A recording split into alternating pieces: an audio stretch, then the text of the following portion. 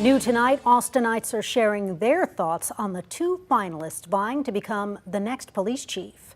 Jeffrey Norman is currently the police chief in Milwaukee, and Lisa Davis is the assistant police chief in Cincinnati. Today, they answered questions about transparency, officer recruitment, and improving department morale. We asked them what their first 100 days would look like. My first thing I have to do is start building trust, and that's done by listening, being on the ground. I'm not someone that sits in an office. I am committed to being out in the community, being out there and showing in the way to the rest of the department, but also the rest of our community in regards to what we need to do more of.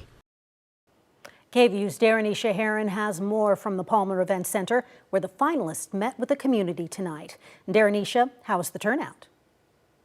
It was certainly not a packed house, which is shocking considering how much the community talks about APD, good or bad.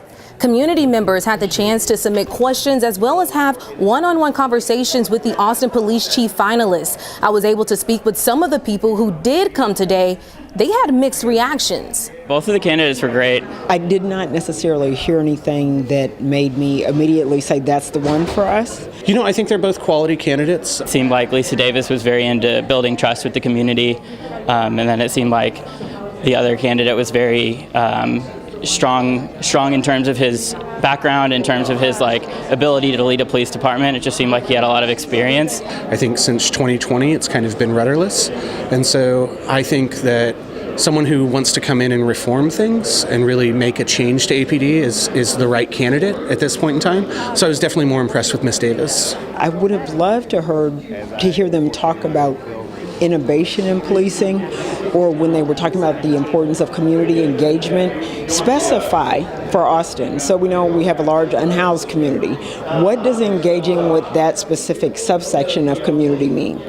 What does it mean for, they touched on immigrants, but tell me a story about how you have and how you will.